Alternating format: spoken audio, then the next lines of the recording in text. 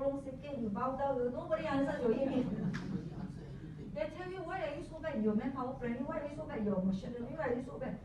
All they can tell is that we cannot help you. Nobody is working. The factory is down. Nobody is working. I had this once before. When certain of our parts broke down.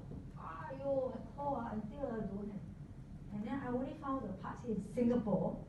And then guy knows that because you want that part, right, they kill you. The pricing, yes. They knew it because the whole of Europe is closed. Yeah. So this kind of thing, that's why for overseas, they don't do much approval. Only here we do approval.